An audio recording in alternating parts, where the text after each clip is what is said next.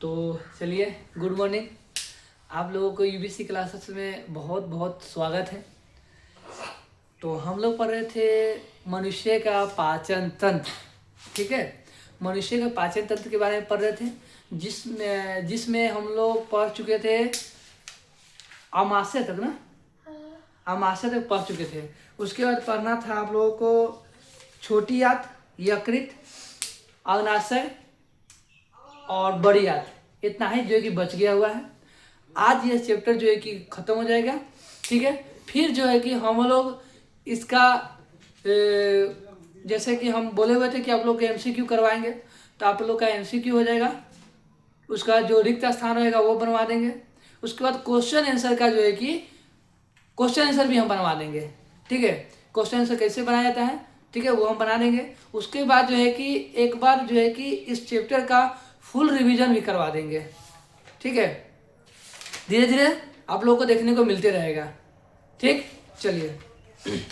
तो आज का डेट हो गया कितना, 2/1/2 ना, 2/2/26। इतना ही ना है। यूबीसी क्लासेस को आप लोग जो है कि सब्सक्राइब कर लीजिए। आप लोग जो है कि सब्सक्राइब नहीं कर पा रहे हैं, ना शेयर कर पा रहे हैं। आप लोगों के लिए जो है कि इतना मेहनत किया जा रहा है, फिर भी जो है आप लोग नहीं कुछ कर पा रहे हैं। ठीक है, थोड़ा ध्यान दीजिए, चैनल पर सपोर्ट बना के रखिए आप लोग। तो हम लोग पढ़ रहे थे बायोलॉजी क्लास 10 चैप्टर 1।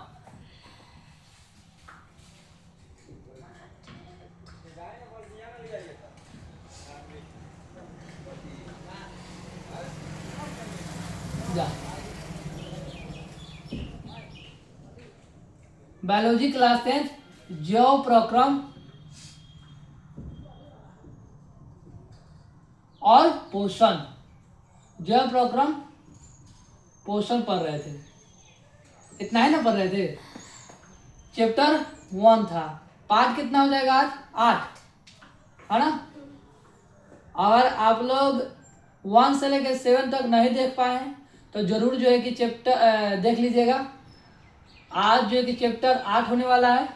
बीच में से देखिएगा तो आपको जो है कि समझ में नहीं आ पाएगा, इसलिए जो है कि आपको शुरू से क्लास को देखना पड़ेगा, तब जो है कि आपको समझ में आ पाएगा। क्लियर है। चलिए, तो सबसे पहले मनुष्य का पाचन तंत्र पढ़ रहे थे।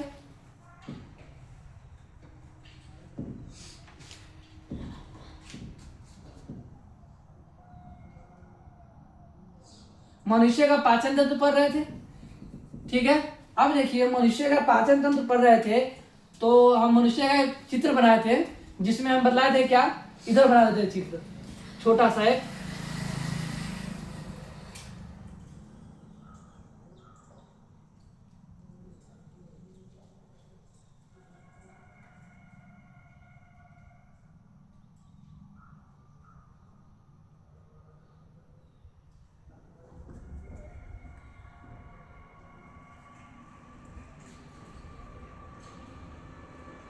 ठीक है, इस तरह से हम चित्र बना दिए। अब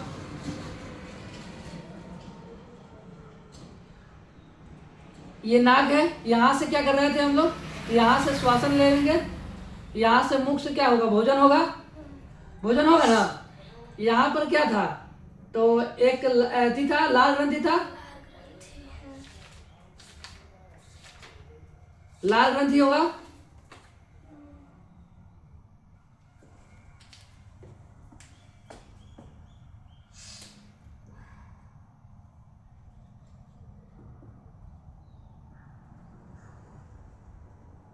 लाल ग्रंथि, लाल ग्रंथि। उसके बाद यहाँ पर हम लोग के अथी में क्या बोलते हैं, गर्दन में, नली में क्या 2 पाइप होता है। ठीक है, तो एक से श्वासन करते हैं, एक से भोजन अंदर जाता है। तो दूसरा पाइप,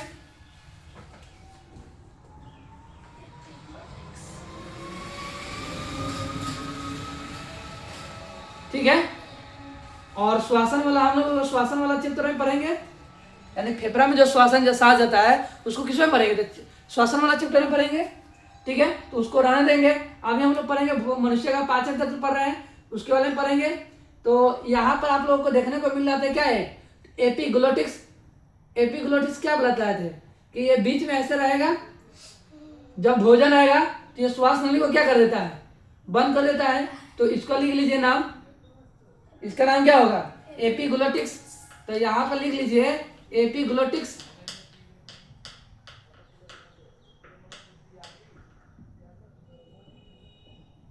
एपिग्लोटिक्स। उसके बाद क्या बतलाए थे, ये श्वास नली हो जाएगा,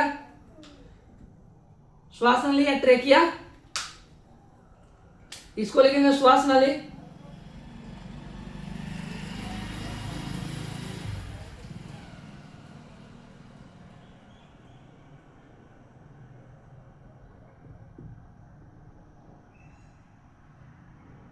श्वास नली हो गया।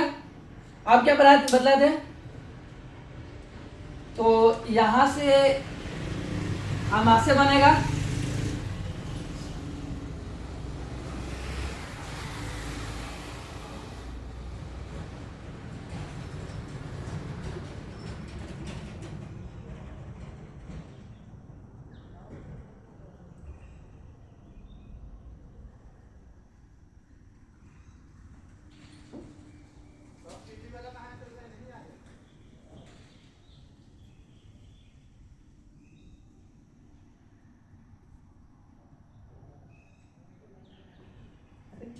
ठीक है, नहीं ठीक हुआ, फिगर अच्छा नहीं हुआ। यहां से ऐसे ऐसे, ये आएगा ऐसे, इस तरह से आएगा यहां से,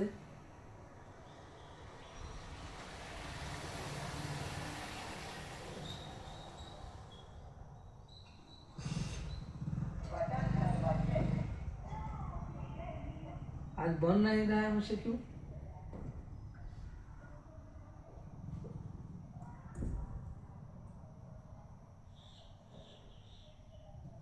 इस तरह से रहेगा, लगभग ऐसे ही होता है। ठीक है, अब क्या होगा, यहां पे स्थित रहेगा क्या, तो यकृत,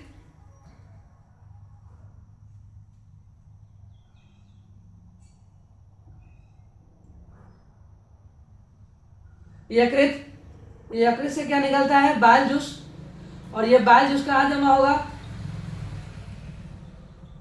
बोलो, पित्ताशय में, है ना, इसमें। और यहाँ पर पान के पत्ता की तरह अमाशय के जस्ट नीचे स्थित होता है क्या, अग्नाशय जमा होता है, मतलब अग्नाशय स्थित होता है।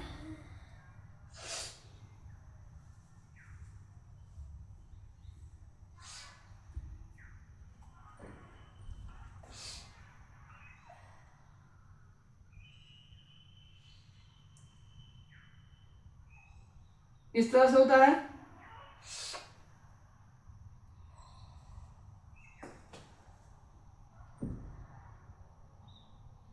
हो गया, ठीक है।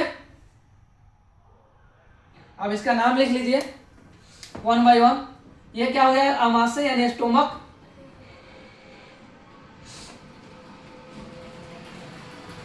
अमाशय, अमाशय, ये अग्नाशय हो गया, इसको बोलते हैं पेनक्रियास।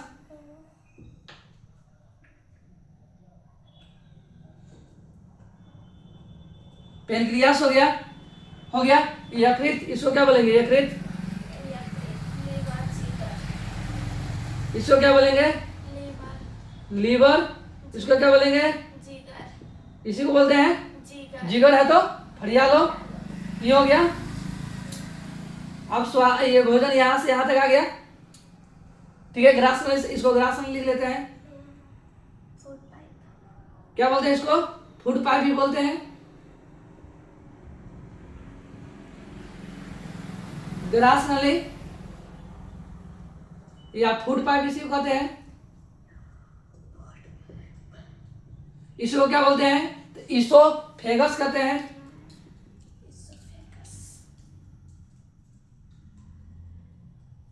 इसोफेगस कहेंगे। हो गया। अब क्या होता है, भोजन छोटी आंत में एंट्री करेगा, तो भोजन कहां से निकलेगा, आमाशय से। आमाशय में क्या बोलते हैं, पाइलोरिक क्या होता है, तो एक तो पाइलोरिक छिद्र से आमाशय जुड़ा होता है, तो भोजन यहां से एंट्री करेगा,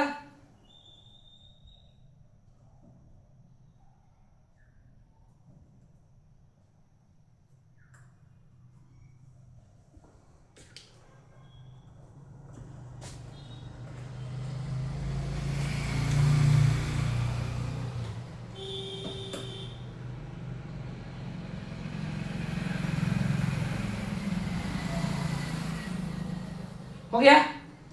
अब अमाशय यहां से छोटी याद ऐसे जाएगा,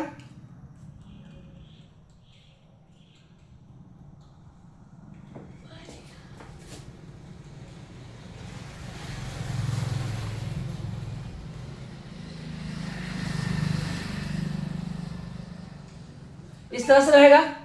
आप बड़ी याद बनाएंगे,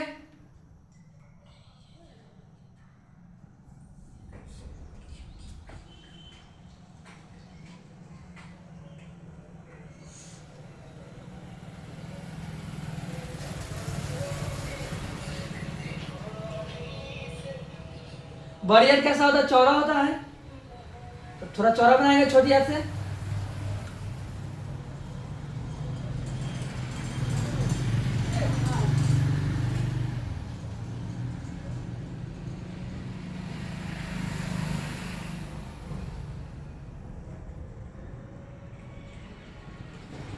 हो गया। और ये क्या हो गया, रेक्टम, यानी यहाँ पे क्या होता है जमा, मलाशय, या इसी को कहते हैं मलाशय। रेक्टम कहो या फिर क्या कहो, मलाशय कहो। ये समझ में आ गया। इसको लिख दीजिए छोटी याद, सॉरी बड़ी याद।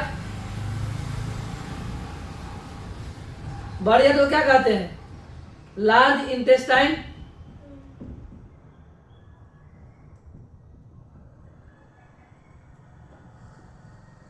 Large intestine. छोटी याद को क्या कहते हैं, स्मॉल इंटेस्टाइन। स्मॉल इंटेस्टाइन, इसको कहेंगे छोटी याद, छोटी छोटी याद।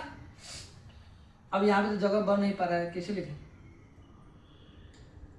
स्मॉल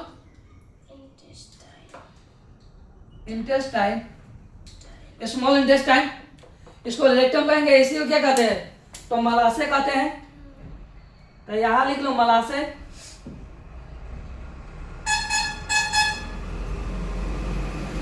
मलाशय, ठीक है। अब ये मलाशय में मल जमा होगा और समय समय पर मल द्वारा बाहर निकल जाएगा अवशिष्ट पदार्थ, ये ना बताए थे। और ये सबसे अंतिम भाग होता है, आहारनल का सबसे अंतिम भाग रेक्टम। रेक्टम। समझ में आ गया। छोटी आदमी में क्या बताए थे, तो यह 5 से 6 सेंटीमीटर कैसा होता है, सॉरी 6 से 7 मीटर। 7 सेंटीमीटर ना होगा, मीटर है, पे? सेंटीमीटर तो वो है, कथी बोलते हैं? अरे 8 से 10 सेंटीमीटर तो आहारनल हो गया पूरा, हाँ। मीटर। सेंटीमीटर में ये लड़की पगलाई, देखिए आप, तुम बुक में देखो। हम लिख ले हैं मीटर में।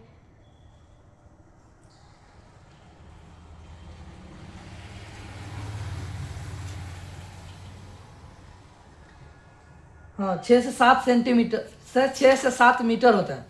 हम क्या बोल रहे थे, आप सेंटीमीटर बोल रहे हैं। ओ सेंटीमीटर बोल रहे, सॉरी सॉरी सॉरी सॉरी। 8 से 10 मीटर जो है कि आपका आहारनल का लंबाई हो गया ना, आहारनल यहाँ से यहाँ तक ना, और यहाँ से यहाँ तक का। और बोले हैं क्या, छोटी याद का 6 से 7 मीटर है ना, कैसा होता है, लंबा होता है। या फीट में बोलेगा था 20 से 30 फीट होता है। और छोटी याद की चौड़ाई कैसा 12 होता है ना। तो अब देखिए, कल तक यहाँ यह मुख है, मुख को बोलते हैं मुख गुहा या फिर माउथ कैविटी। इसको क्या बोलेंगे, मुख गुहा,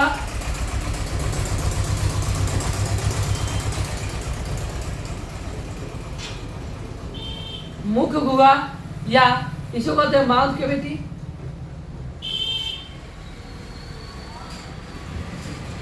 माउथ कैविटी, इसको क्या कहते हैं, बकल कैविटी।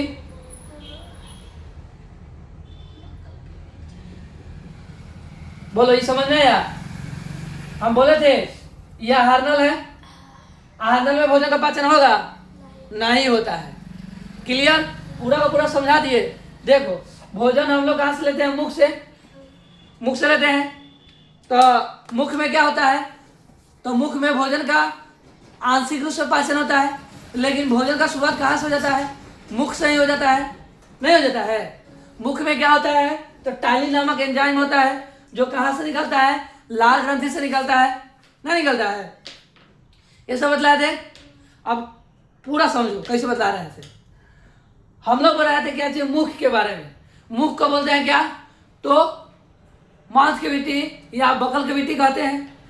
मुख में क्या होता है? तो मुख गुहा, गुहा का मतलब क्या होता है? गुफा, है ना? अब देखिए मुख में क्या होता है? हा करो तो हा करेगी तो दांत और जीभ दिखाई देगा, दिखाई देगा ना, और लाल ग्रंथि दिखाई देता है। अब देखिए दांत के बारे में पढ़े थे, जिसमें से हम दांत के बारे में बतलाए थे। दांत के बारे में क्या बतलाए थे? तो दांत जीवन में 2 बार आता है। एक दांत जो अस्थायी रूप से रहता है, एक होता है दूध का दांत। दूध का दांत क्या होता है? 20 को होता है, नहीं होता है? उसका अस्थायी दांत कितना होता है? 32 को होता है। उसका बतलाया कि दांत के प्रकार होता है, नहीं होता है? दांत के 4 प्रकार होता है। पहला होता है कृतंक, जिसको इंसाइजर कहते हैं, ठीक है? इसकी संख्या कितना होता है? 4 को होता है, 8 को होता है। और ये क्या करता है? तो दांत, आगे वाला दांत क्या करता है? तो काटने का काम करता है। उसके बाद बतलाए थे नोकीला दांत को बोले थे कृतंक दांत, केनाइन दांत, है ना? केनाइन दांत। और ये जो कि चिरने फाड़ने का काम करता है। कौन को होता है? ये 4 को होता है, 2 को ऊपर 2 को नीचे, 4 को हो गया। अब हो गया होता है अग्रचवर्णक, जिसको कहते हैं प्रीमोलर। अब प्रीमोलर क्या होता है? 8 को होता है। कौन वाला? तो नोकीले दांत के जस्ट पीछे वाला, 4 ऊपर 4 नीचे, कितना हो गया? 8। और ये क्या करता है? तो इसका कार्य है भोजन को चबाना, छोटे छोटे करना, पीस देना। उसके बाद है अग्रचवर्णक, यानी कि अग्रचवर्णक का पीछे वाला भाग आता है चवर्णक, जिसको कहते हैं मोलर। और ये मोलर वाला दांत क्या करता है? तो भोजन को मिलाने का काम करता है, ठीक है? और इसी के लास्ट वाला दांत होता है जिसको बोलते हैं अक्लदत्ता, जो बुद्धि आने पे निकलता है। बोले थे 3 को ऊपर, 3 को इस साइड, 3 को इस साइड, कितने हो गए? 6। आज 6 को नीचे, कितना हो गए? 12। कहानी खत्म। तो कितने हो गए टोटल दांत? अस्थायी दांत 32 होते हैं, गिन के देख लेना, 32 को दांत, ठीक है? ये हो गया। अब दांत के एक दांत के मतलब एक और दांत को निकाल कर उसके बारे में बतलाए थे। एक दांत के कितने भाग होते हैं? 3 भाग। कौन कौन से? तो देखिए एक होता है जड़, जिसको बोलते हैं रूट। ये रूट मसूरा को पकड़ ले रहेगा, जड़ में मसूरा जड़ को पकड़ ले रहेगा, इधर उधर दांत को हिलने नहीं देता है। इसीलिए ना अच्छा से अच्छा अखरोट तक को हम लोग फोड़ लेते हैं दांत से, नहीं एकदम ऊख को छील छाल देते हैं। कितनों बजे रहता है ऊख तो नहीं छील लेते हैं। उसके बाद देखो जो दांत का ऊपरा हिस्सा ये सब दिखाई दे रहा है, ये दांत का क्या है? गर्दन है, नीक है। इसको कहते हैं क्या? ग्रीवा कहते हैं, नेक कहते हैं। उसके बाद दांत के जो ऊपर वाला सिरा है, सबसे ऊपर वाला सिरा है, उसको क्या कहेंगे? शिखर कहते हैं, या सिरा कहते हैं, या क्राउन कहते हैं, इसको ना कहेंगे। क्लियर? समझ में आ गया पूरा? दांत का मुख्य कार्य क्या है? तो दांत का कार्य है भोजन को छोटे छोटे कणों में तोड़ देना। और कुछ बतला दे दांत के बारे में? दांत के बाहरी परत को अच्छा, दांत देखिए, दांत के जो बाहरी परत होता है वो डेंटाइन होता है। और डेंटाइन जो कि क्या होता है? सबसे कठोर होता है। और डेंटाइन के ऊपर में क्या होता है? इनामेल होता है। ये सबसे कठोर होगा ना, इनामेल सबसे कठोर होता है। जो दांत तुम्हारा चमक रहा है, झलझल कर रहा है, किसके वजह से? इनामेल की वजह से। और ये शरीर का सबसे कठोर भाग होता है, क्योंकि यहाँ पे छोटा थोड़ा सा भी पानी नहीं होता है। पूरा क्लियर हो गया? दांत के बारे में, दांत के बाद क्या आता था? जीभ के बारे में पढ़ रहे थे, है ना? जीभ के बारे में क्या बताए थे? बोलो। तो जीभ के बारे में बताए थे, जीभ के बारे में बताए थे कि जीभ का जो अगला सिरा होता है वो स्वतंत्र होता है, जबकि पीछे वाला सिरा गर्दन के एक हायोइड बोन होता है, उससे जुड़ा होता है, इसलिए स्वतंत्र अवस्था में नहीं रहता है। लेकिन अगला सिरा को माउथ कैविटी या मुख गुहा में किधर भी घुमा लेते हैं, यहाँ तक कि बाहर तक ले भी निकाल लेते हैं। ठीक है। और दांत के सॉरी जीभ के जो आगे वाला सिरा जो होता है वो मीठा को पहचानता है, और सबसे पीछे वाला सिरा होता है वो कड़वा को पहचानेगा या तीखा को पहचानेगा। मीठा वाला के जस्ट पीछे वाला भाग आता है वो नमकीन को पहचानेगा, और जस्ट नमकीन के पीछे वाला सिरा किसको पहचानेगा? खट्टा को पहचान लेगा। आप बीच वाला भाग बच गया वो किसको पहचानेगा? मिश्रण को पूरे पहचान लेगा। हो गया। ठीक है। अब बतलाए थे कि जब हम लोग भोजन करते हैं या कोई भी चीज खाते हैं तो स्वाद का पता कैसे चलता है? जीभ से। तो जीभ के ऊपर में क्या होता है? तो जीभ के ऊपर में होता है स्वाद कलियां।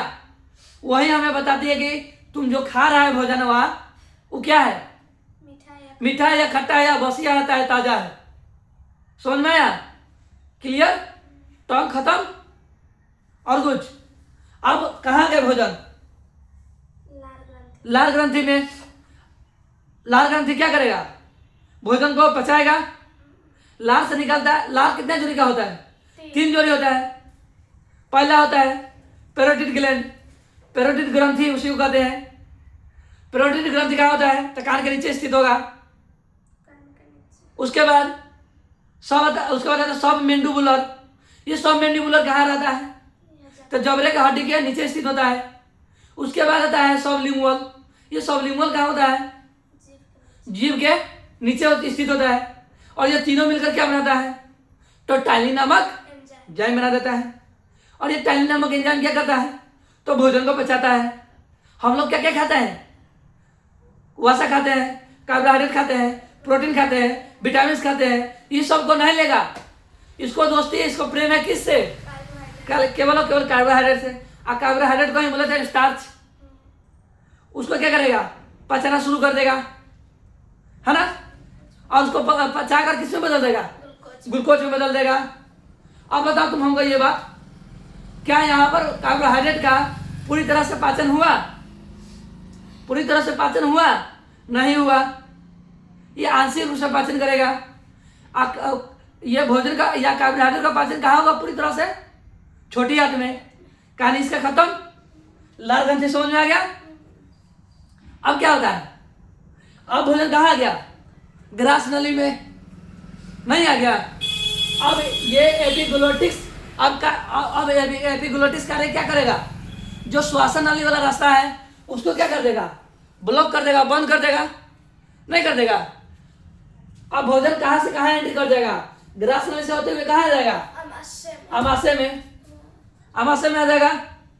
अब बताओ, कभी कभी हम लोग पैर पे उल्टे लटक जाते हैं, बांस पे उल्टे लटक जाते हैं, चाहे सूत रहते हैं, है ना, बिस्तर पर, बेड पर सूत रहते हैं, ऐसे गर्दन कर लेते हैं और गर्दन नीचे ऐसे लप लप लप लप खा रहे हैं, खाते हैं।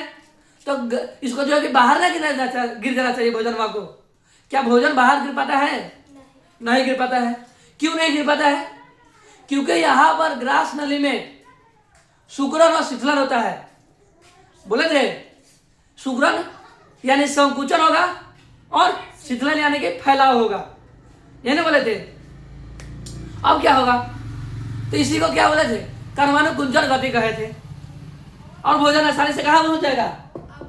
अमाशय में। समझ में आया? क्या यहाँ पर भोजन का पाचन हुआ है ग्रास नली में? नहीं हुआ है। समझी? और ग्रास नली की लंबाई कितनी होती है? 25 सेंटीमीटर। कितनी होती है? 25 सेंटीमीटर होती है। और भोजन कहाँ आ गया? अमाशय में, स्टोमक में आ गया। आ गया। अब भोजन के बारे में बताओ, भले अमाशय के बारे में। अमाशय कितने भाग? 3। अमाशय सबसे पहले बताओ। अमाशय जो है एक थैला के जैसा बना हुआ है, थैला जैसा रचना है। रिसीव करो, 1 सेकेंड।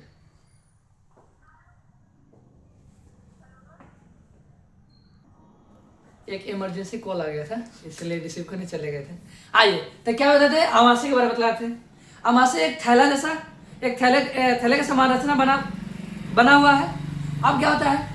अब इसमें भोजन जाता है, जमा हो जाता है। नहीं। अब क्या हुआ, अब ये अमाशय कितने भाग, 3 भाग।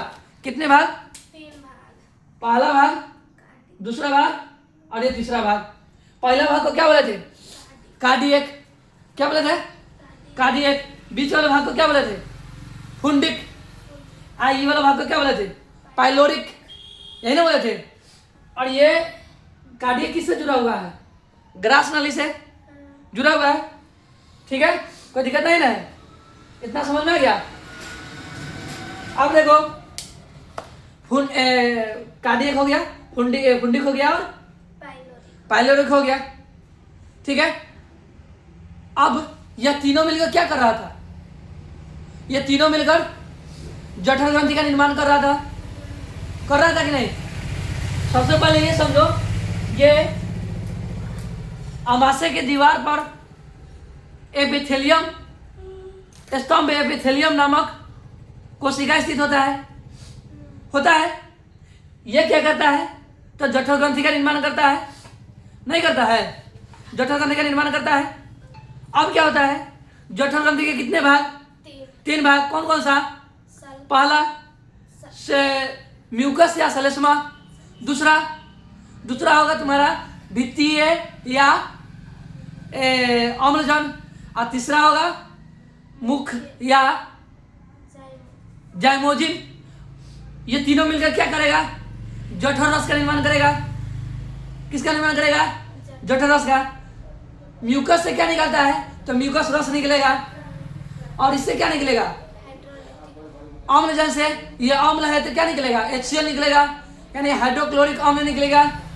उसके बाद मुख से या जाइमोजिन से क्या निकलेगा, तो उसे निकलेगा निष्क्रिय पेप्सिनोजिन या रेनिन। ये 2 निकलेगा। यह हाइड्रोक्लोरिक अम्ल जो होता है, यह भोजन को क्या करता है, अम्लीय बना देता है, नहीं बना देता है। और हाइड्रोक्लोरिक अम्ल ये दोनों निष्क्रिय पेप्सिनोजिन को और रेनिन को सक्रिय कर देता है। उसको सक्रिय कर किस में बदल देगा, तो पेप्सिनोजिन को सक्रिय कर किस में बदल देगा, तो पेप्सिन में बदल देगा। पेप्सिन में ना बदलेगा, पेप्सिन में बदलेगा या पेप्टोन में बदल देगा, पेप्टोन में बदल देगा। उसके बाद बोलो, उसके बाद क्या होता है, अब देखिए जो रेनिन होता है, यह क्या करता है, तो रेनिन केवल और केवल दूध वाला प्रोटीन का पाचन करेगा। रेनिन, समझ में आ गया, ठीक है। और हाइड्रोक्लोरिक अम्ल जो है, ऐसे समझिए, जब हम लोग बाहर जाते हैं तो क्या करते हैं, भोजन करते हैं, तो उस भोजन में क्या बैठा रहता है, बैक्टीरिया बैठा रहता है, और उसको जो हचार से खा लेते हैं। और खाने के बाद जीवाणु सोचता है क्या, कि चल अंदर खूब धूम मचाएंगे, लेकिन इसका कौन बैठल है, बाबूजी बैठल है, हाइड्रोक्लोरिक अम्ल। अब इसको ये क्या करेगा, हाइड्रोक्लोरिक अम्ल सारा जीवाणु को मार देगा, नष्ट कर देगा। तो ये जीवाणु को नष्ट भी करता है। अब आता है म्यूकस या सलेस्मा से क्या निकलता है, म्यूकस रस। ये म्यूकस रस अमाशय के दीवार पर स्थित होता है। यह सुरक्षा करता है, प्रोटेक्ट करता है, किससे, तो हाइड्रोक्लोरिक अम्ल से। क्या होता है कि कभी कभी मनुष्य लंबे समय तक बिना भोजन किए हुए रह जाता है सही थे, और हाइड्रोक्लोरिक को क्या चाहिए, भोजन पचाने के लिए चाहिए। अब भोजन तो मिला नहीं, तो ये जरा निकलेगा और किसको पचाएगा, अमाशय के दीवार में स्थित है म्यूकस, उसको पचाएगा। और म्यूकस को मार देगा, और अमाशय में क्या उत्पन्न कर देगा, घाव बना देगा, घाव उत्पन्न कर देगा, जिसे क्या कहते हैं, इसी को कहते हैं अल्सर घाव या पेप्टिक अल्सर कहते हैं। समझ में आया, उसका ये कहानी खत्म था, और कुछ बचा, यहाँ तक हम लोग पढ़ लिए थे। अब देखिए यहाँ पर क्या है, ये अमाशय है, आमाशय के बोले हैं कि ये छिद्र से जुड़ा होता है कौन? तो आमाशय के छिद्र होता है जिसका नाम था, क्या बोलते हैं उसको? तो उसको बोलते हैं पाइलोरिक छिद्र। पाइलोरिक छिद्र, पाइलोरिक से कौन जुड़ा हुआ है? छोटी आंत। ठीक है, छोटी आंत के कितने भाग? 3 भाग। अब छोटी आंत के बारे में पढ़ेंगे।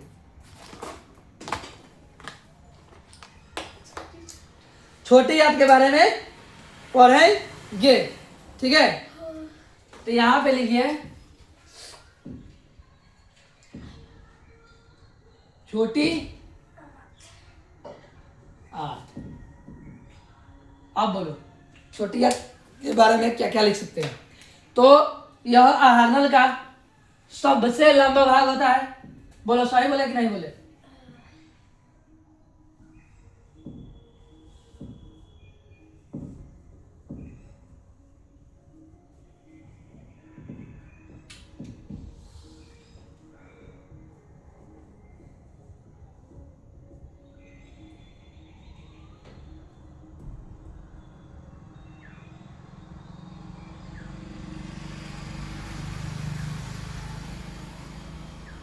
सबसे लंबा हिस्सा होता है। दूसरा बोलो, यह आहार नल का सबसे लंबा हिस्सा होता है। इसकी लंबाई कितनी होती है?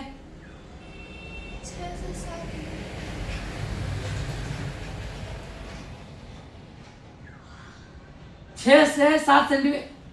6 से 7 मीटर। मीटर या सेंटीमीटर? 12 कंफ्यूजन हो जा रहा है रे। 6 मीटर,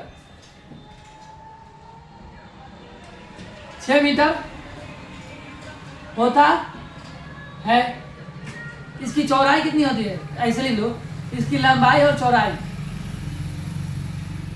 इसकी लंबाई और चौड़ाई, लंबाई और चौड़ाई कितनी होगी बोलो? तो 6 मीटर लंबा और 2.5 मीटर कितना बोले? लंबा होगा, चौड़ा होगा। 6 मीटर लंबा और 2.5 मीटर चौड़ा होता है। इसको लमरा के देखिएगा ना।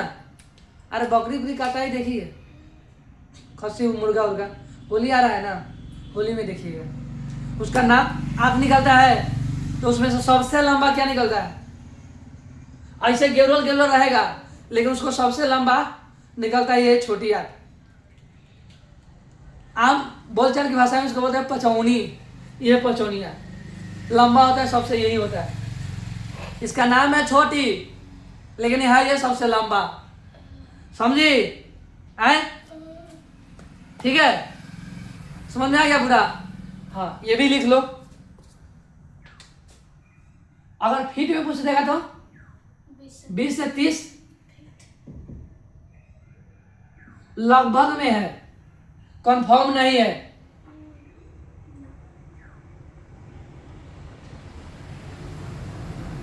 ठीक है, क्लियर?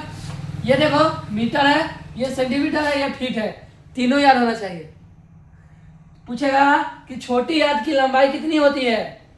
तो 6 मीटर। छोटी आंत की चौड़ाई कितनी होती है? 2.5 सेंटीमीटर। फीट में पूछेगा तो 20 से 30 फीट। क्या चीज? लंबाई। क्लियर हो गया? कोई दिक्कत नहीं ना? अब बताओ शाकाहारी जीव का, अरे इसमें पानी गिर गया, भीग गया। शाकाहारी जीव का छोटी आंत लंबा होगा कि मांसाहारी जीव जंतु का बड़ा होगा, लंबा होगा? किसका होगा? तो शाकाहारी जीव को पचाना पड़ता है सेलुलोज, क्योंकि वो घास भूसा खाएगा तो लंबा रहेगा तब ना अच्छा से पचेगा। आज यदि क्या बोलते हैं मनुष्य को या मांसाहारी जीव को भोजन पचाने के लिए छोटी आंत होता है, क्योंकि वो सेलुलोज खाता है, घास भूसा खाता है नहीं, तो उसका छोटी आंत कैसा होगा? छोटा है ना? किसका? शाकाहारी मांसाहारी का। और शाकाहारी का लंबा होगा, बड़ा होगा। समझ में आया? तो लिखेंगे शाकाहारी जीव का, शाकाहारी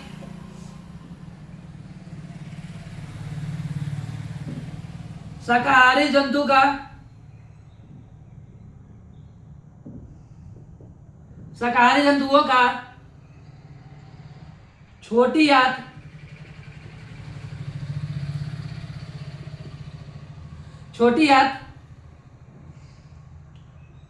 बड़ा होता है क्योंकि इनको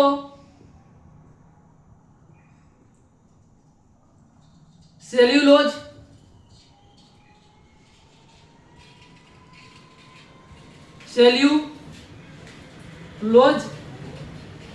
का पाचन करना होता है।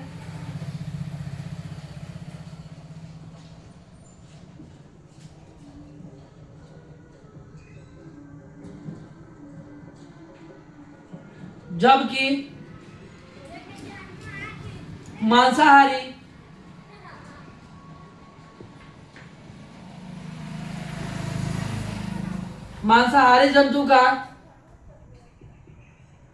मांसाहारी जंतुओं की छोटी आंत छोटी होती है।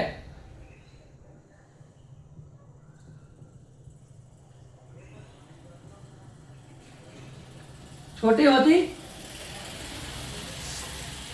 क्यों छोटी होती तो बतला दिए, क्योंकि उनको घास भूसा खाना ना नहीं होता है।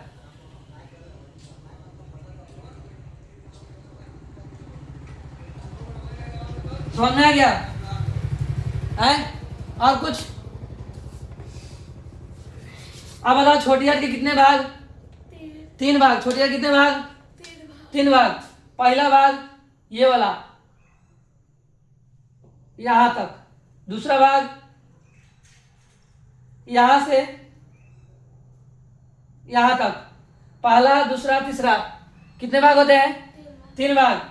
अब बताओ ये वाला जो भाग दिख रहा है इसको बोलते हैं ग्रॉसनी। क्या बोलते हैं? और ये बीच वाला जो भाग दिख रहा है यहां से यहां तक, इसको क्या बोलेंगे? इसको बोलेंगे जेजूनम, और इसको बोलेंगे इलियम, यहां से यहां तक। ठीक है, तो यहां जगह है तो लिख लो। कहाँ लिखे? जगह नहीं बन रहा है, यहां लिख देंगे क्या? इसको क्या कहेंगे? ग्रॉसनी, जेजूनम, इलियम। यहां से यहां तक के क्या बोलेंगे? ग्रॉसनी। यहां से यहां तक के भाग को, यहां से यहां तक के भाग को इलियम। समझ में आया? ग्रॉसनी किससे जुड़ा हुआ है? अमाशय के पाइलोरिक से। समझ में आया? छोटी आंत का पहला भाग ग्रॉसनी, और यहां पे क्या होगा? तो सॉरी, यहां पर हो गया। अब देखिए इसका आकार, देखिए इसका आकार सी आकार में है कि नहीं? देखो इस तरह से इसको अगर बनाया जाए तो ये इस तरह से बनेगा कि नहीं? देखो तो इस तरह से अगर बनाया जाए तो ये इस तरह से बनेगा कि नहीं बनेगा? तो इसका आकार कैसा बन रहा है? ABCD के, सॉरी अंग्रेजी अक्षर के सी आकार का बन रहा है ना।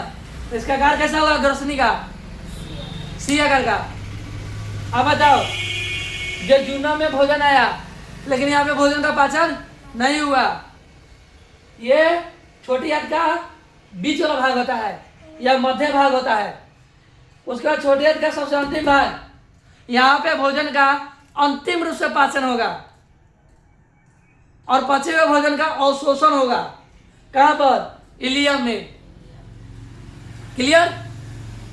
ठीक है, अब यही चीज को लिख देना है। लिख लो, बनाएंगे। क्या बनाना है? यहाँ पर लिखेंगे छोटी आंत। ये रहा छोटी आंत, ऐसा हम लिख देते हैं। छोटी आंत अब बताओ छोटी आंत के कितने भाग बोले हैं? 3। कौन कौन? पहला पहला ग्रसनी,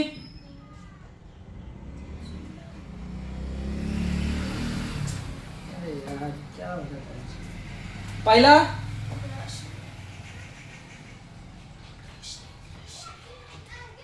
ग्रसनी, दूसरा क्या बोले? आए जे जूनम,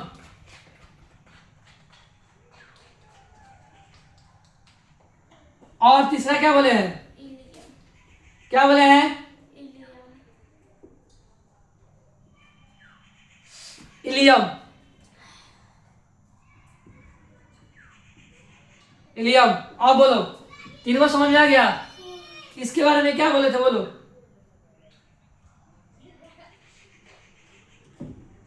यह छोटी आंत का पहला हिस्सा होता है।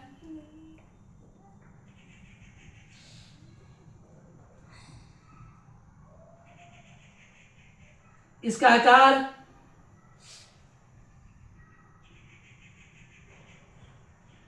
आकार अंग्रेजी अक्षर सी की तरह होता है। और कुछ? अब भोजन कहाँ है? जेजुना में है ये। अब यहाँ पे लिखेंगे, देखो यहाँ पे क्या लिखेंगे? तो इसके बारे में लिखेंगे क्या चीज? तो इसके बारे में लिखेंगे, जेजुनम के बारे में लिखेंगे। यह छोटी आंत का मध्य भाग होता है।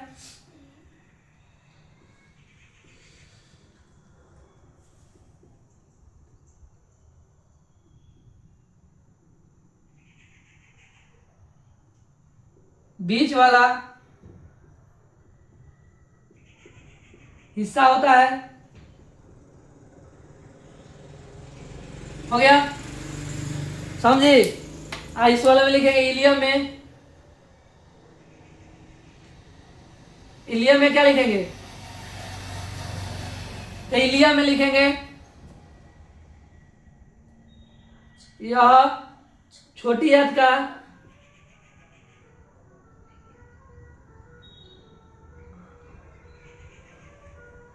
अंतिम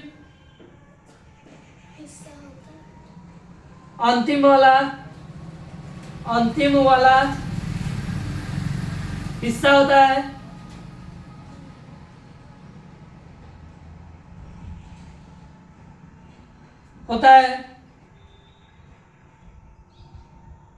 यहाँ पर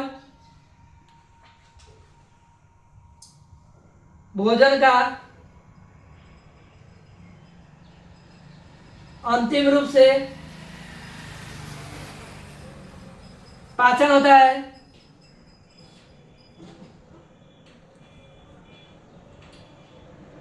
आप क्या बोलेंगे? पचे हुए भोजन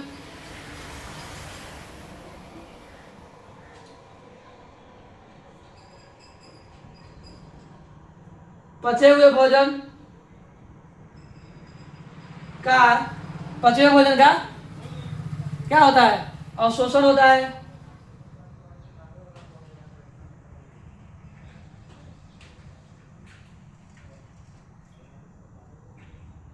अवशोषण होता, ये मलाशय लिखा हुआ है, देख लो, इसको मिटा रहे हैं। ठीक है, अरे कंफ्यूजन नहीं हो जाना फिर। पचे हुए भोजन का अवशोषण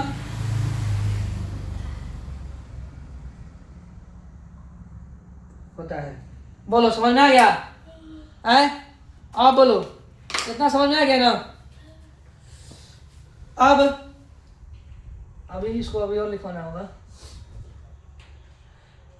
अब देखो यहाँ पर ये छोटी आंत क्या है? ये यकृत को क्या बोलते हैं? लीवर या जिगर। जिगर। इससे क्या निकलता है? पित्तरस। क्या निकलता है? पितरस। क्या निकलता है? पितरस। पितरस या बाइल जूस। और ये बाइल जूस कहाँ जमा होगा? पीत की थैली में, जिसे क्या बोलते हैं? पिताशय। पित्ताशय। और ये पित्ताशय जुड़ा होता है किससे? छोटी आंत से। किससे जुड़ा होता है? छोटी आंत से। किससे? छोटी आंत से।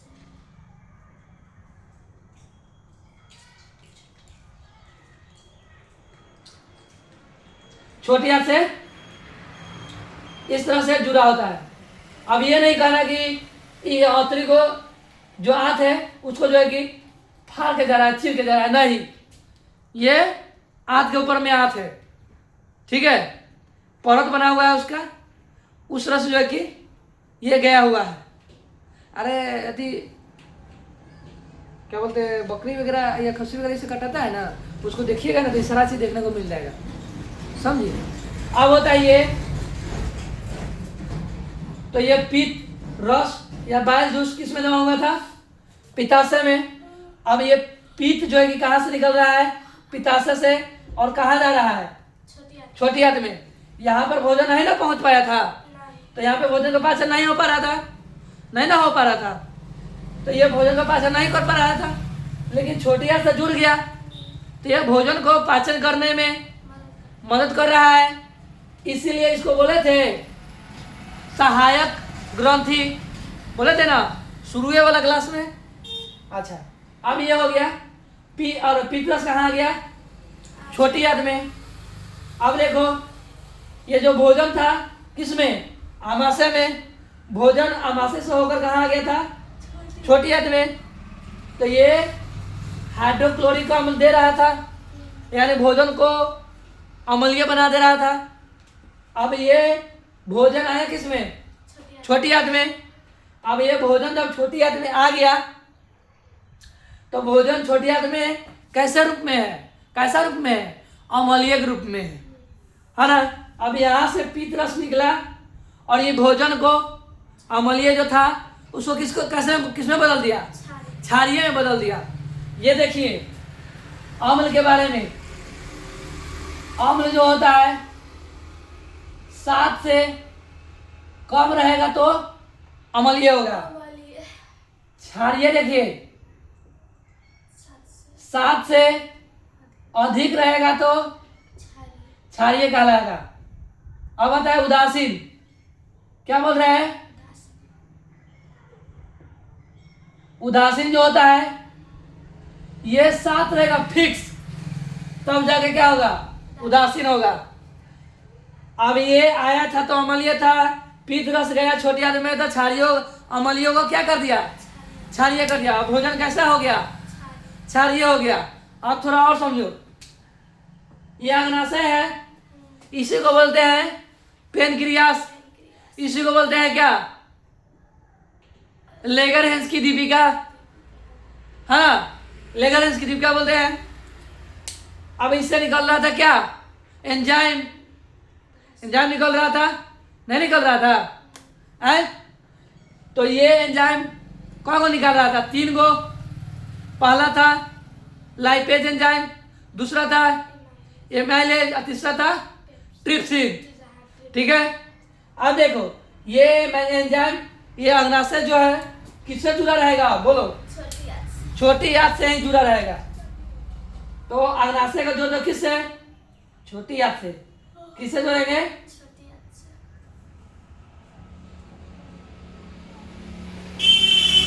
छोटी आंत से जोड़ दिए।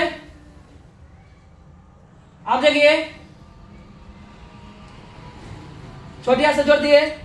अब ये छोटी आंत से जब जोड़ दिए तो अब तुम हमको ये बताओ, भोजन ये अग्नाशयी रस कहाँ से निकल के कहाँ आ गया? छोटी आंत में आ गया। अब ये बड़का भैया है इसका, अग्नाशय का, समझने की कोशिश करो। ये बड़का भैया है छोटी आंत का। इसको बड़का भैया क्यों कह रहे हैं? क्योंकि ये 1.5 kg का होता है लगभग, और ये छोटा होता है, ठीक है। तो ये बड़का भैया है और ये छोटकी दीदी है। तो बड़का भैया छोटकी दीदी कहती है कि हो भैया हम छोटी आंत में तो जुड़ गलियो है ना, जुड़ गए दियो, लेकिन हमरा ना अम्ल वाला अम्लीय खाना ना अम्ल वाला भोजन हमरा पसंद न हो, हम न खबो, ठीक हो। दोसर खाना था हमरा। तो ये यकृत कहता है ठीक है, जो नहीं भोजनवा अम्ल है ना, अम्लीय भोजनवा जो छोटी आंत में है उसको हम बदल देते हैं क्षार में। अब तो तुम खाएगी ना, अब तो तुमको क्षार वाला भोजन तो पसंद है ना। तो ये अग्नाशय ही बोलती है छोटकी बहनिया कि हाँ अब खा लेबो, अब हमारा पसंद है।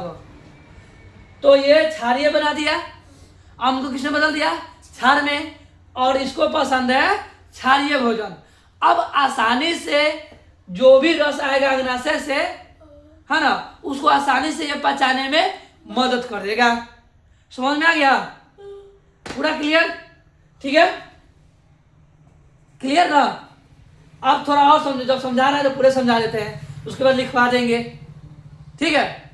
अब देखो ये यकृत जो है इसको बड़का भैया क्यों कह रहे थे, क्योंकि लगभग 1.5 kg का होता है, इसीलिए यह हमारे शरीर का सबसे बड़ा बाह्य ग्रंथि होता है। बाह्य ग्रंथि बड़ा होता है।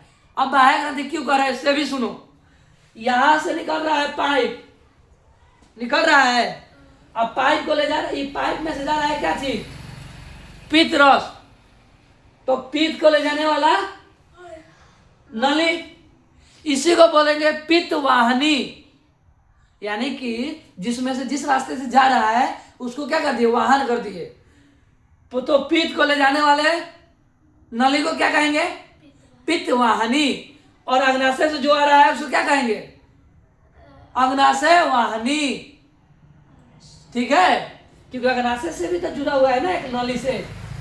अरे अग्नाशय भी जुड़ा हुआ है कि नहीं, छोटी आंत से एक नली के माध्यम से नहीं जुड़ा हुआ है, इसीलिए इसको क्या कहेंगे, अग्नाशय वाहिनी कहेंगे। अग्नाशय रस को ले आने वाले वाहन को अग्नाशय वाहिनी कहते हैं। हो गया। इसीलिए ये दोनों को है ना, ये दोनों को बाह्य ग्रंथि कहते हैं। जास्ती बोलते हैं गला ठीक है।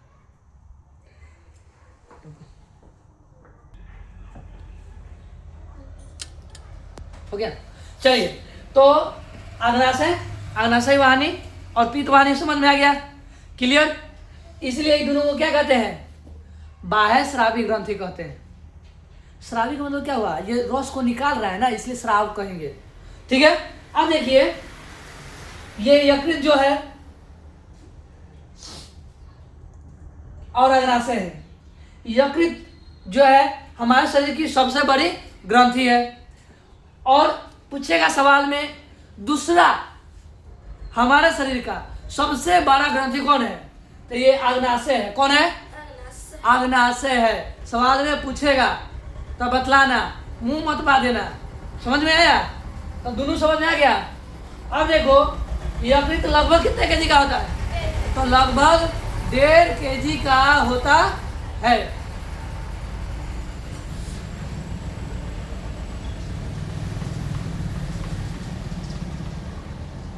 कितना केजी का होता है, 1.5 kg का होता है। अब इधर सारा यकृत के बारे में बतला दिए। यकृत के बारे में कुछ नहीं है, सब तो बतला दिए है क्या। अब अग्नाशय के बारे में सुनो। अग्नाशय जो है ना, ये मिश्रित ग्लैंड है, मतलब मिश्रित ग्रंथि है। इसे मिश्रित ग्रंथि क्यों कहा जा रहा है, क्योंकि अग्नाशय जो है इससे निकलता है हार्मोन भी और एंजाइम भी निकलता है, दोनों निकलता है, ठीक है। हार्मोन जो है ये ब्लड के साथे रहता है, ब्लड के साथे बहाव करेगा, बहेगा। लेकिन जो एंजाइम जो है इसको एक नली चाहिए तभी जाके बहेगा। यहीं पर देख लो, प्रूफ कर देते हैं। ये रस निकल रहा था तो यहां से निकल रहा था एंजाइम, तो ये नली से जा रहा है ना, ये भी नली से जा रहा है। इसलिए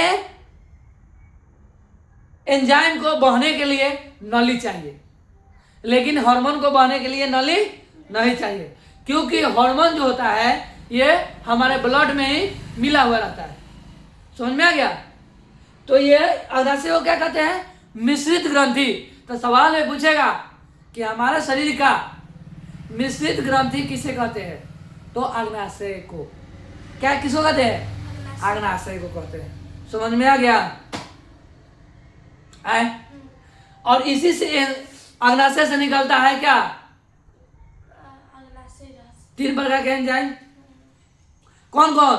लाइपेज, दूसरा एमाइलेज, तीसरा ट्रिप्सिन ट्रिप्सिन।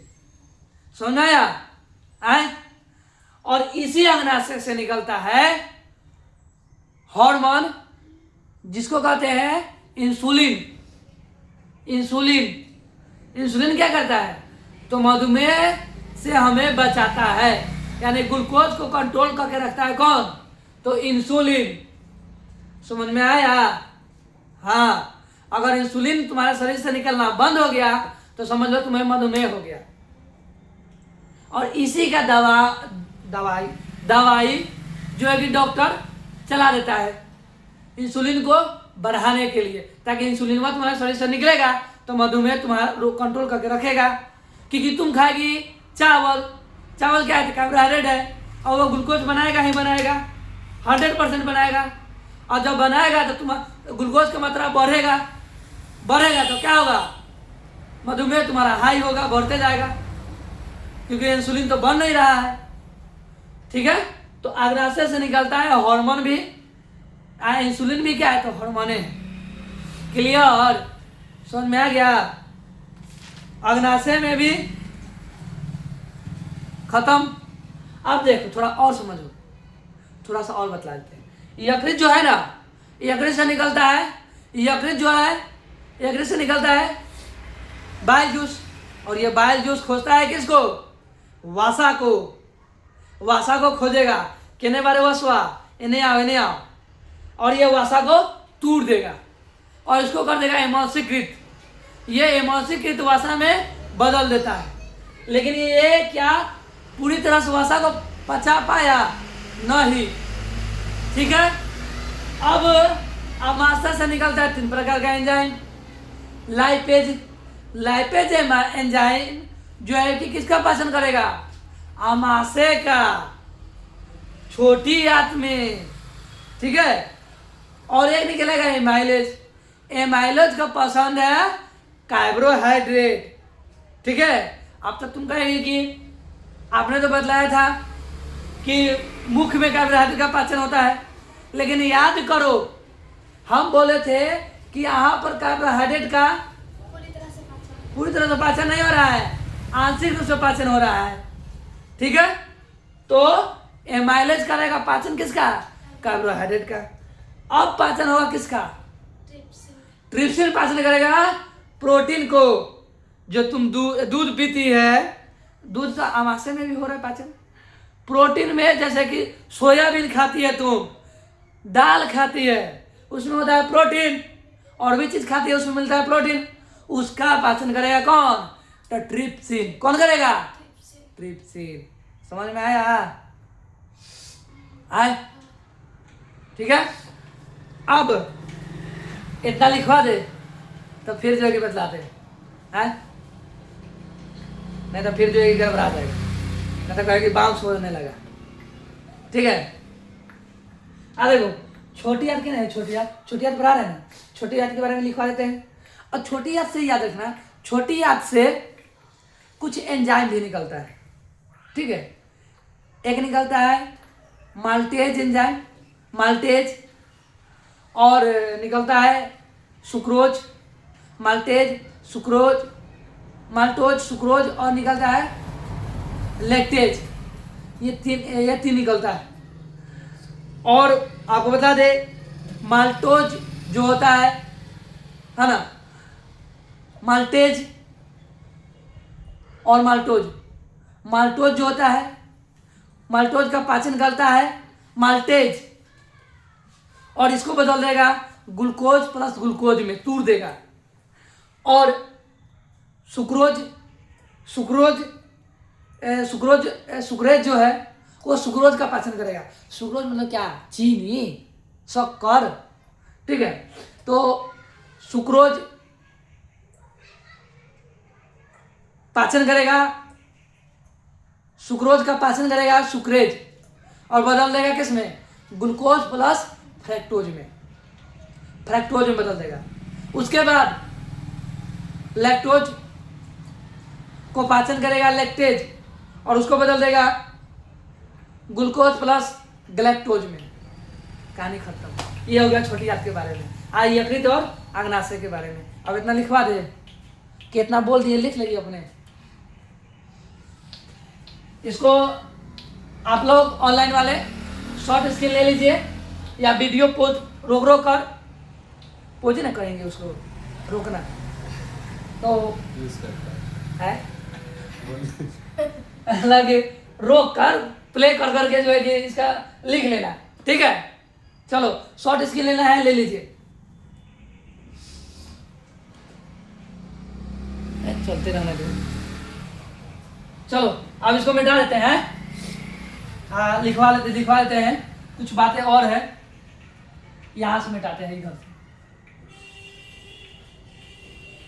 अब अगर कहीं ना कि हमसे क्वेश्चन नहीं बन पा रहा है तो उठा के पटकेंगे, समझ लेना, ठीक है।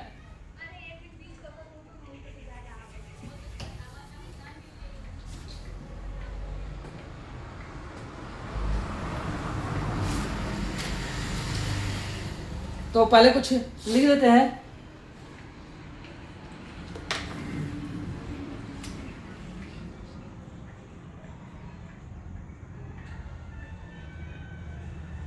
तो यहां पर लिख लीजिए पित्त रस और अग्नाशयी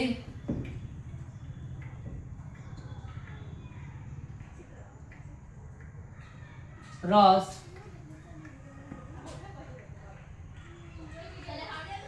ये दोनों छोटी आंत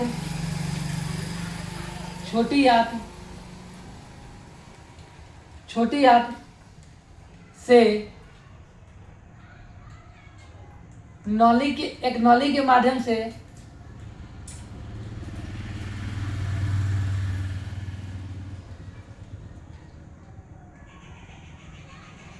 माध्यम से जुड़ा होता है,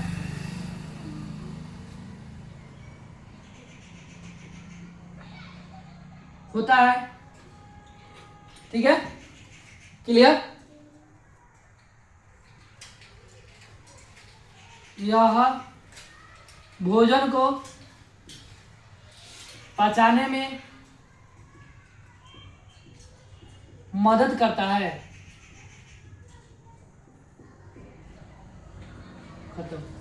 अब देखो लिखेंगे छोटी आंत से कुछ एंजाइम भी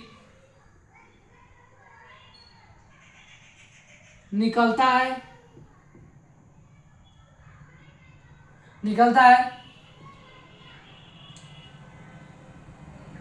इरिप्सिन भी इससे निकलता है। इरिप्सिन जो होता है ना, कहीं पे लिखा हुआ है, इरिप्सिन जो है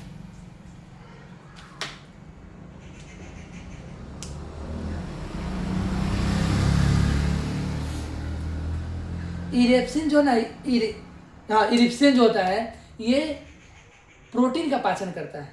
तो भी बात याद रखना, ठीक है। तो लिखिए दो, नहीं तो फिर कहे भूल गए।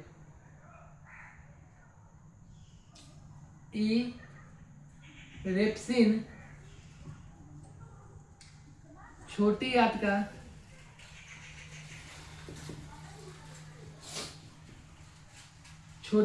इरिप्सिन प्रोटीन का ना लिखना है। इरिप्सिन प्रोटीन का पाचन करता है, समझ में आ गया? अब हम बतलाए थे क्या, तो बोले थे माल्टेज, इसी से एक और निकलता है सुक्रेज, एक निकलता है लैक्टेज। ठीक है, अब इसका पाचन कौन करता है? तो अब देखिए ये माल्टेज जो है किसका पाचन करेगा? सुक्रेज जो है किसका पाचन करेगा? और लैक्टेज जो है किसका पाचन करेगा? तो माल्टेज पाचन करेगा किसका? तो सुक्रोज का, सॉरी माल्टोज का,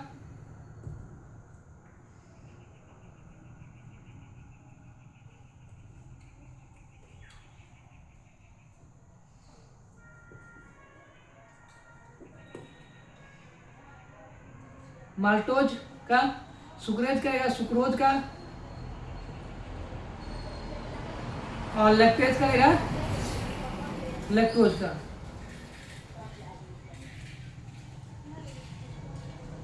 समझ में आया?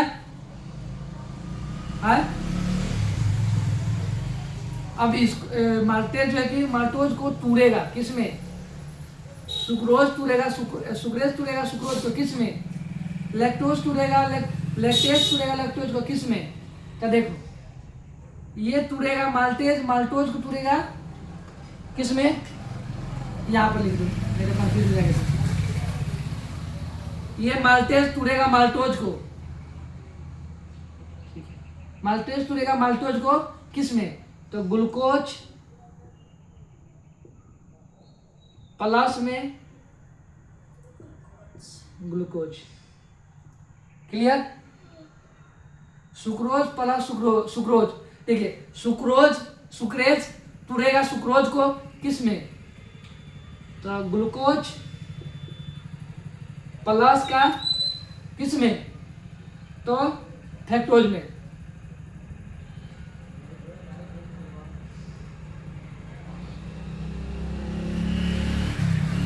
हो गया। लैक्टेज टूटता है लैक्टोज को किसमें? तो ग्लूकोज प्लस तेज में। बोल इतना समझ में आ गया? क्लियर? पूरा इमेज क्लियर दिख रहा है? बोलो हम दिख रहे हैं? नहीं अब दिख रहे हैं? तो मेरा छोड़ो, हम नहीं दिख रहे तो छोड़ो, ये दिख रहा है ना? क्लियर हुआ? ठीक है, अब पढ़ेंगे किसके बारे में? तो यकृत के बारे में। मिटा दे।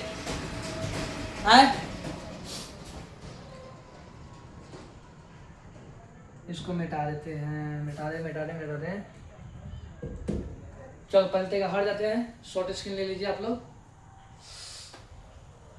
चलिए अब इसको क्या करते हैं, मिटा देते हैं। अब पढ़ेंगे यकृत के बारे में, यकृत के बारे में लिखेंगे। पढ़ा दिए हैं, खाली लिखवाना है मुझे, ठीक है? छोटी आपसे इतना ही सवाल बन सकता है।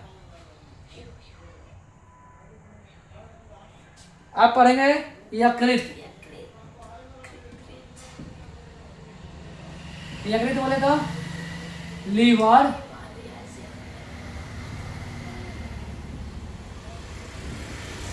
बताओ लीवर के बारे में क्या क्या बतलाए हैं? लीवर के बारे में क्या क्या बतलाए हैं बोलो। तो सबसे पहला पॉइंट लिखो, सबसे बड़ा है ना, तो लिखो यह शरीर के सबसे बाह्य, यानी बाह्य मतलब बाहरी, यह शरीर के सबसे बाह्य और बड़ी ग्रंथि है, ठीक है? यह शरीर के सबसे बाह्य और बाहरी ग्रंथि है। उसके बाद क्या बोले थे? तो बोले थे यह करीब 1.5 kg का होता है। कितना kg का होता है? तो लिखेगा यह लगभग 1.5 kg का होता है। ये 1.5 kg का यानी 1.5 kg का होता है। ठीक है, और क्या बोले थे? तो यह लगभग कितना केजी का होता है? 1.5 kg का होता है। उसके बाद बोले थे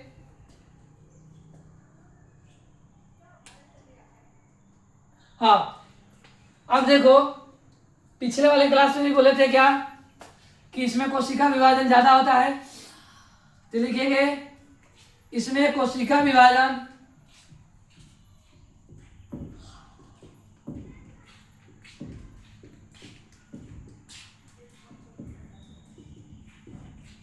इसमें कोशिका विभाजन ज्यादा होता है, जबकि मस्तिष्क में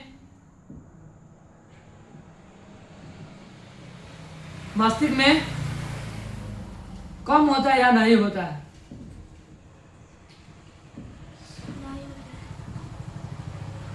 हम नहीं होता है, समझे? नहीं होता है, क्योंकि एक बार ये खाने खत्म हुआ तो खत्म हो जाएगा। कम का तो बातें हटा दो, क्योंकि इसमें कुछ हो भी जाएगा, चक्कू को लग भी जाएगा तो ये जल्दी जल्दी भर जाएगा। लेकिन एक बार इसमें अगर चक्कू भोंका गया तो कहानी खत्म। ठीक है, ये हो गया। गेट खोल दो, गेट। उजली वाला है, उजली। धूप अभी नहीं ना निकला, इसलिए बंद करके रख रहे हैं।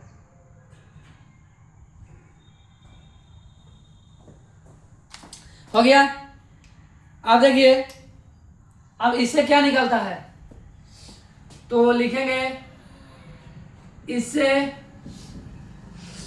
बाइल, जूस, या इसी को कहते हैं पीत रस। पीत रस, पीत रस निकलता है,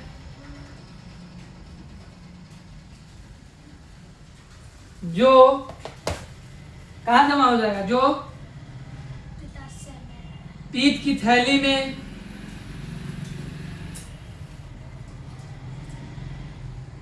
पीत की थैली या पित्ताशय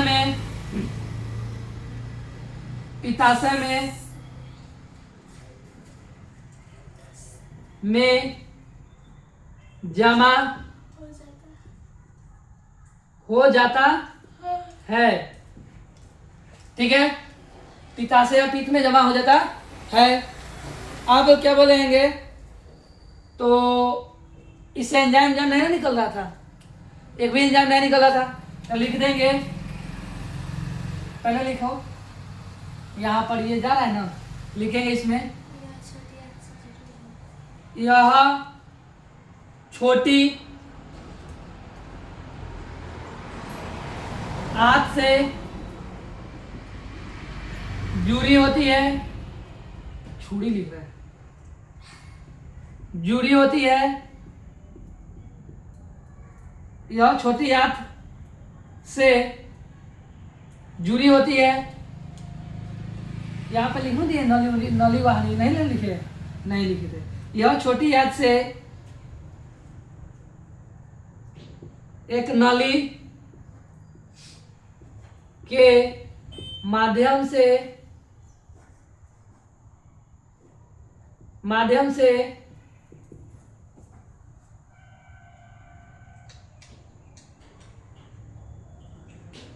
जुड़ी होती है,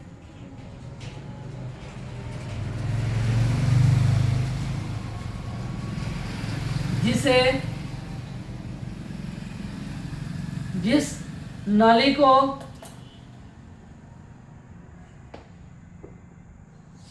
ऐसे लिख लो, पित्त को ले जाने वाले वाहन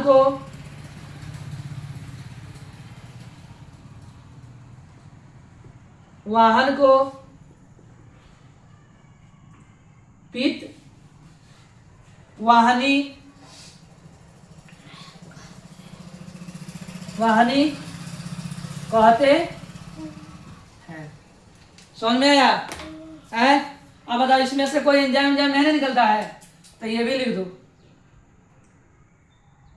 इससे कोई एंजाइम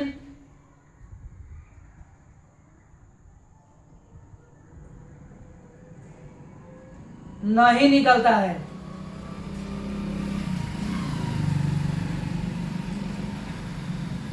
नहीं निकलता है।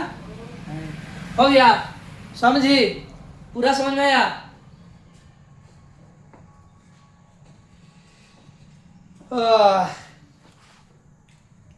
अब क्या पॉइंट बतलाए थे, बोलो। वासा, यहां पे लिखेंगे यह वासा को, यह भोजन में उपस्थित वासा को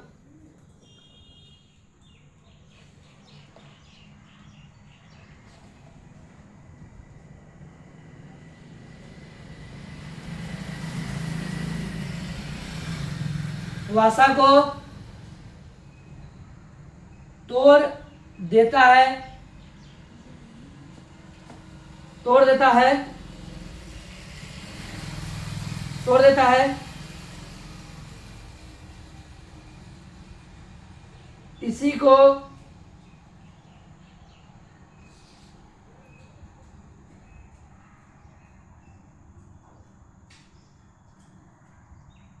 इमल्सी, इमल्सी कृत वासा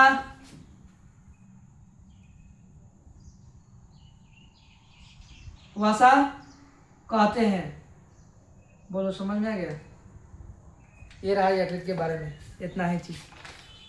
अब इसके बाद पढ़ेंगे अग्नाशय के बारे में, ठीक है? तो आप लोग तुरंत जो है कि शॉर्ट स्किल लीजिए फटाक से, बहुत लेट हो रहा है। चलिए, आप लोग शॉर्ट स्किल ले लिए होंगे। अब पढ़ेंगे अग्नाशय के बारे में। इरेज कर दें।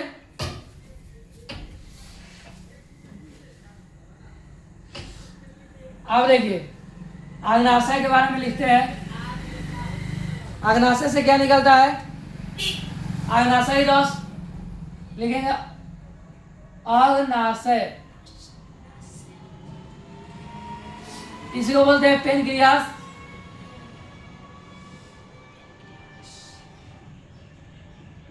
पेनक्रियास कहते हैं। हो गया? अब लिखो इसके बारे में। लिखेंगे यह शरीर की दूसरी बाह्य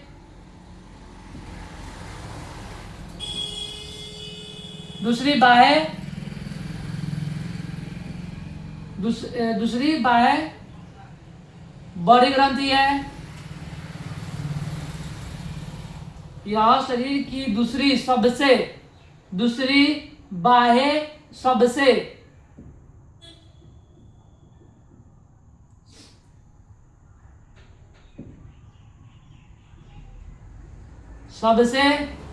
बड़ी ग्रंथि है। क्लियर? ठीक है, समझ में आ रहा है? अब लिखेंगे इससे, लिखेंगे सबसे पहले इसे मिश्रित ग्रंथि भी कहते हैं।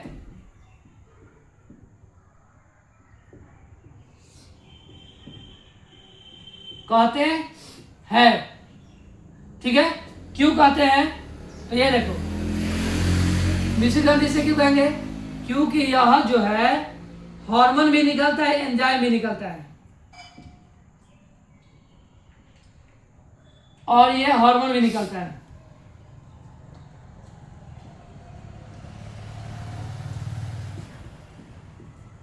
हार्मोन, और ये हार्मोन से निकलता है इंसुलिन।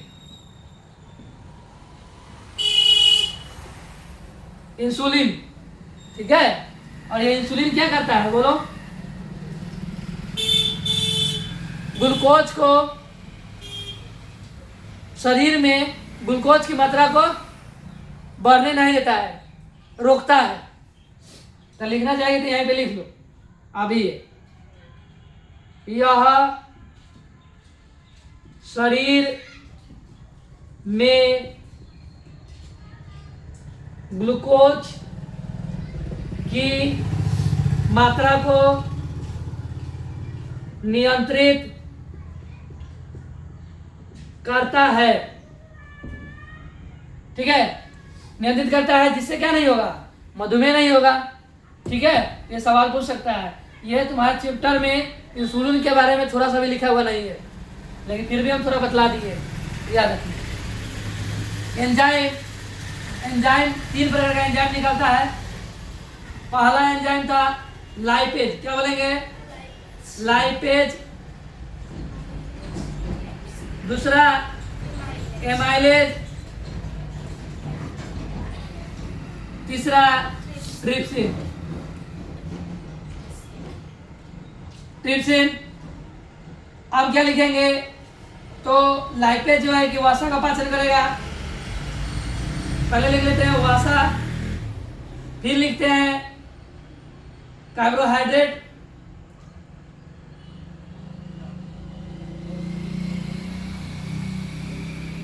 और लिखेंगे प्रोटीन।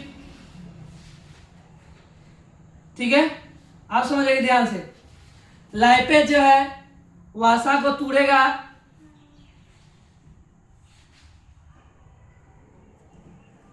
और इसको बदल देगा किसमें, वसीय अम्ल में।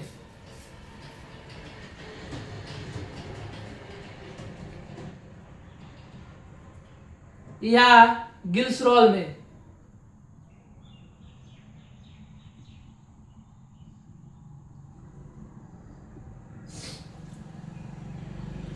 ग्लिसरॉल में बदल देगा। आप देखिए ये कार्बोहाइड्रेट जो है किसका करेगा कार्य, तो ये कार्बोहाइड्रेट जो है कि एमाइलेज,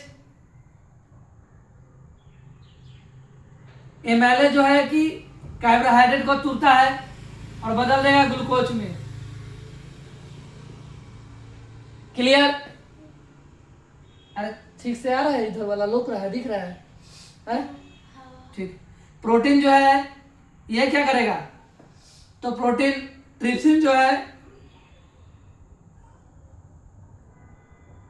ट्रिप्सिन जो है किसका पाचन करेगा, प्रोटीन का, और इसको बदल देगा अमीनो अम्ल में।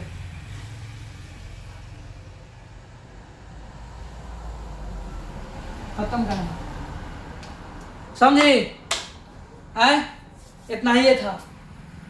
अग्नाशय के बारे में इतना ही ना बतलाए थे, आए, आप लोग के भी इतना बतलाए थे, समझ में आ गया। इसको नोट कर लीजिए, हो गया। आप इसको इरेज कर देते हैं। अब पढ़ेंगे बड़ी आंत के बारे में। देखिए लास्ट भाग बच गया बड़ी आंत, ठीक है, और रेक्टम। तो अब इसको जो है कि इरेज कर देते हैं। अब पढ़ाते हैं छोटी आंत, बड़ी आंत। आप लोग को बतला देते हैं कि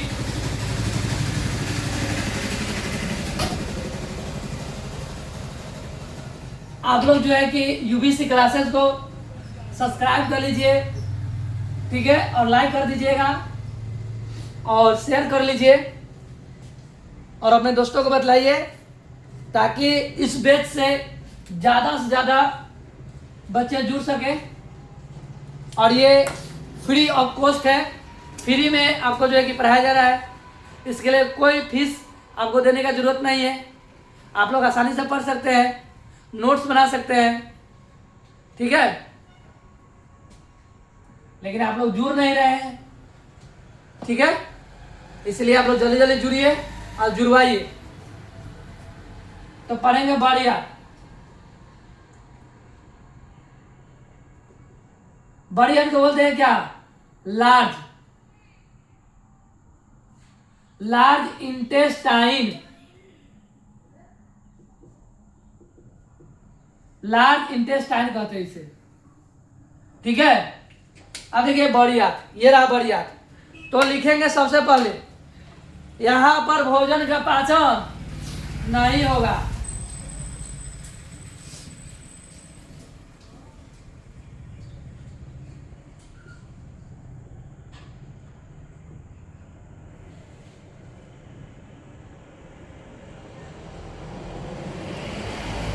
क्लियर? यहाँ पे भोजन का पाचन नहीं होता है। क्यों नहीं होगा? तो क्योंकि यहाँ पर सारा भोजन का तो पाचन हो गया। जो अब अवशिष्ट पदार्थ बच गया, जो व्यर्थ पदार्थ बच गया है ना, जो बेकार है, जो हमारे शरीर के लिए अच्छा नहीं है, वो पदार्थ बच गया तो अब कहाँ जाएगा? बड़ी आंत से होते हुए रेक्टम में जाएगा और यहीं पर जल का अवशोषण होगा बड़ी आंत में। समझ में आया? तो लिखेंगे यहाँ पर भोजन का पाचन नहीं होता है, यहाँ पर जल का अवशोषण होता है। अवशोषण लिखिए होता है। इसमें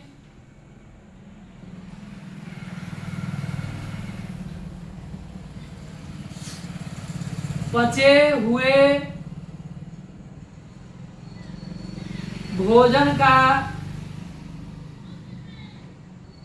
अवशिष्ट पदार्थ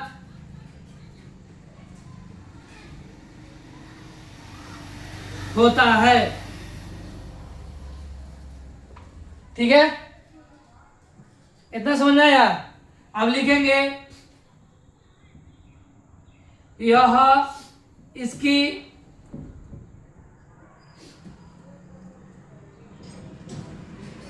यह चौड़ाई में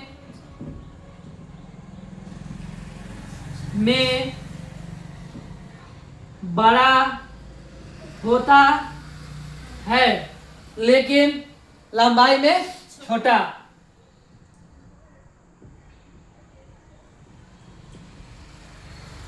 लंबाई में छोटा होता है। ठीक है? अब भोजन इसके भी शायद 3 भाग होते हैं। बड़ी आंत के भी 3 भाग। बड़ी आंत के कितने भाग? 2 भाग होते हैं। सॉरी, 2 भाग होते हैं। बड़ी आंत के कितने भाग? 2 भाग होता है। एक होता है क्लोन, एक क्या होता है? क्लोन होता है, और दूसरा होता है मलाशय या रेक्टम। ठीक है? तो लिखेंगे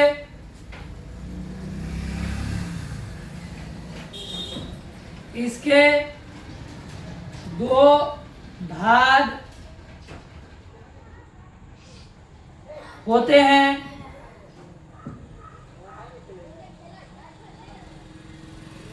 पहला कार्डियक,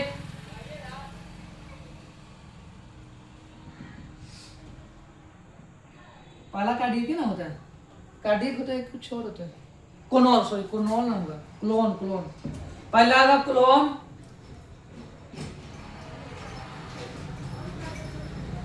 और दूसरा भाग होता है रेक्टम। ये वाला रेक्टम बोले तो मलाशय, जहाँ पे मल जाकर जमा हो जाता है और फिर मल द्वार के द्वारा बाहर निकल जाता है समय समय के अनुसार। क्या बोलते हैं इसको? रेक्टम। इसी को बोलते हैं मलाशय। ठीक है? समझना क्या? अब ये क्लोन जो होता है ना, ये क्लोन के 3 भाग होते हैं। क्लोन के कितने भाग होते हैं? तो 3 भाग होते हैं। पहला होता है अपरिगामी। ठीक है? तो लिख लीजिए अपरिगामी। दूसरा क्या होगा? अधोगामी।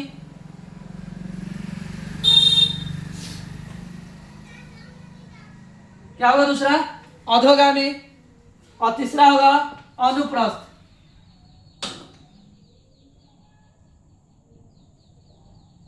अनुप्रस्थ होता है। क्या होता है? अनुप्रस्थ। समझ में आया? तो पूछेगा आमाशय, छोटी आंत कितने, बड़ी आंत कितने भाग? 3 भाग। पहला भाग यहां से लेके यहां तक, दूसरा भाग क्लोन का बतला रहा है, क्लोन का, ये क्लोन है, ये क्लोन हो जाएगा। कहाँ तक क्लोन हो जाएगा? तो यहाँ तक क्लोन हो जाएगा, और ये जो यहाँ के साइड क्लोन होता है। नहीं, एक मिनट रुक जाओ।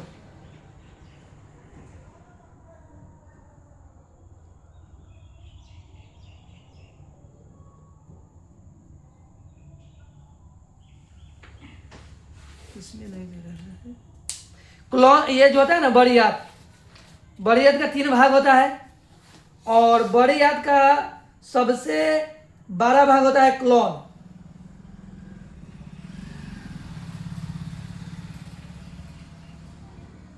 इसमें नहीं लिख रहा है, ऐसे देखिए, बड़ी आंत का बड़ा भाग होता है, यहां तक होगा, वो होता है क्लोन।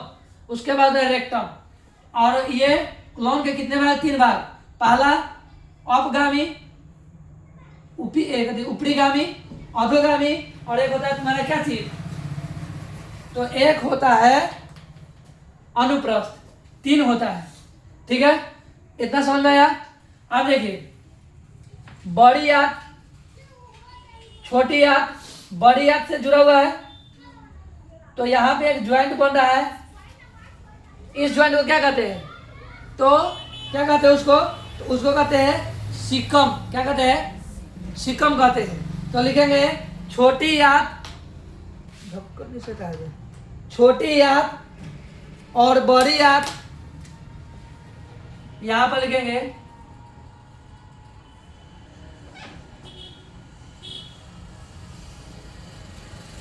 छोटी आंत, बड़ी, छोटी आंत, बड़ी आंत से, छोटी आंत, बड़ी आंत, छोटी आंत और बड़ी आंत की जोड़ पर, बड़ी आंत की जोड़ पर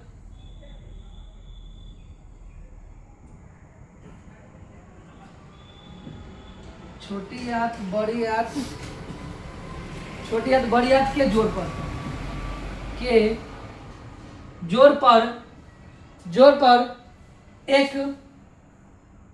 एक नली होती है,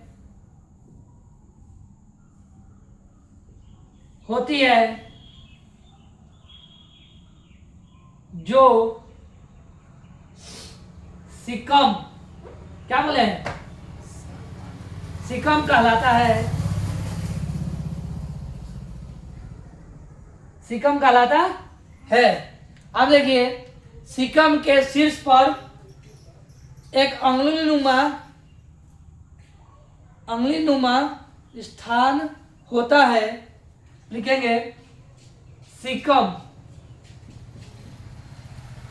सिकम के शीर्ष पर एक अंगुली नुमा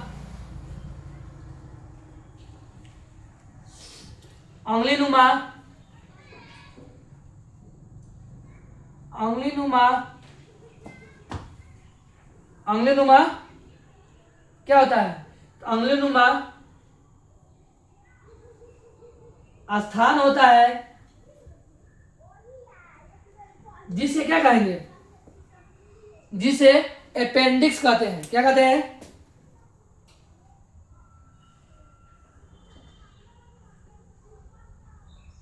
अपेंडिक्स कहते हैं। हो गया, समझ में आया? अब देखिए, अपेंडिक्स का जो होता है ना, यह हमारा अपेंडिक्स जो होता है, यह जो होता है, क्या होता है? इसका हमारे आहार नल में कोई कार्य नहीं होता है, ये फालतू का होता है। आहार नल में बोल रहे हैं, ठीक है ना? इसका आहार नल में कोई कार्य नहीं होता है, यह एक अवशेषण होता है। तो यहाँ पे कहीं पे जगह है तो लिख लीजिए। ये तो फालतू का, ये तो हो गया था, इसको इरेज कर दो। यहाँ पर लिख देते हैं, मेरे पास जगह नहीं है, ठीक है? जब तुम लिखेगी, चाहे आप लोग लिखिएगा जब, तो इसके नीचे लिखिएगा यहाँ पर अपेंडिक्स के बारे में।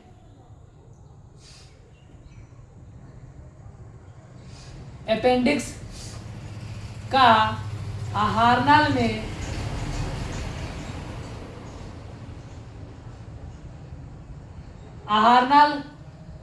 में कोई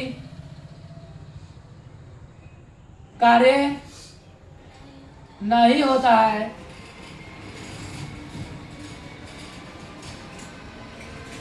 अपेंडिक्स का आहारनाल में कोई कार्य नहीं होता है। समझ में आया? यह एक अवशेषी अंग है।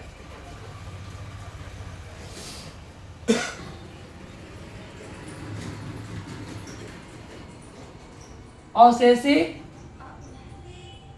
अंग है। इसका आहारनाल में कोई कार्य नहीं होता है। यह एक अवशेषी अंग है। अब देखो, अब बच गया रेक्टम या मलाशय। अब जो अवशिष्ट पदार्थ है वो कहाँ आएगा? रेक्टम में। रेक्टम में आगे क्या हो जाएगा? जमा हो जाएगा, है ना, और मल द्वार के द्वारा समय समय पर जो है कि बाहर की ओर निकल जाएगा। तो आहारनाल का सबसे अंतिम भाग कौन है? रेक्टम या मलाशय। समझ में आया? तो यहाँ पर आपका चैप्टर जैव प्रक्रम और पोषण पार्ट 1 खत्म हो जाता है। ठीक है, यहाँ पर ये खत्म हो गया। अब बचिए आप लोगों का कि